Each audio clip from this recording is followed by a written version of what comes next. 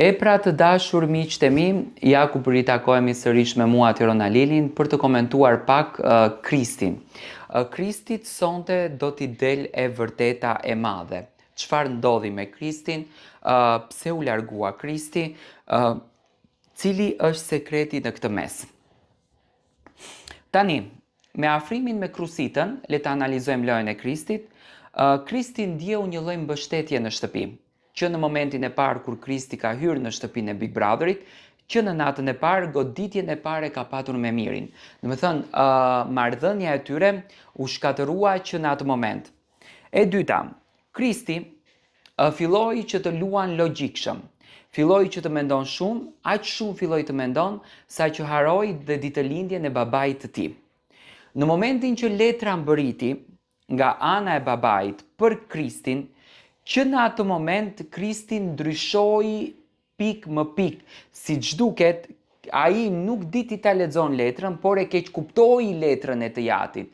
Dhe çfarë ndodh tani? Në këtë pikë të lojës, kur Kristi ishte banori më i preferuar, më i dashur, Kristi vendos të largohet. Dhe këtu tani ka një dyshim. Kristi, me hyrjen e Rogertit, me Mirin, me Livian, me grupin e tyre, e pa që nuk është dominant, e pa që ndoshta nuk mund t'i sfidoni vetëm, dhe Kristi vendosi që të thyen të gjitha rregullat e mundshme brenda shtëpisë së Big Brotherit për t'u larguar nga kjo shtëpi, për të mos qenë më pjesë e kësaj shtëpie. Dhe normalisht, duke i thyer të gjitha rregullat, sot Kristi është jashtë.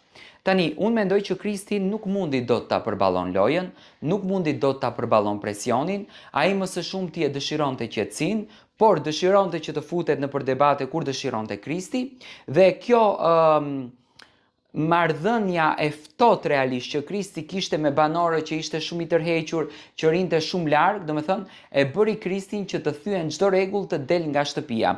Sepse Kristi e pa, tani ta flasim atë të drejtën, që nuk mundeshte dot ta përballon Rogertin dhe Mirin, sepse Rogerti dhe Miri janë këto që i pat sot me shkëlzenin. Domethënë të nxjerrin nga vetja, duhet të kesh shumë vet kontroll për ta përballuar kërcënimin dhe presionin e tyre. Dhe realisht Kristi kërcënimin dhe presionin e kishte. Tani, jo çdo banor ka energjinë, ka ndjesinë, ka atë emocionin për ta përballuar këtë lloj presioni, sepse ky është presion shumë i rëndë, është presion që domethënë të ndikon psikologjikisht krejt.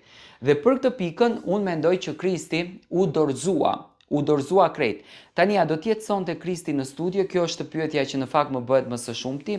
Unë mendoj që Kristi nuk do t'jetë në studio, sepse është i përjashtuar, dhe po të ishte sonte Kristi në studio duke e parë se çfarë klikimesh ka, çfarë dashurie ka nga publiku, mendoj që vllau i madh do të kishte bërë reklamën më të madhe të mundshme për të qenë Kristi në studio. Deri në momentin që do të del videoja, Kristi nuk do të reagon.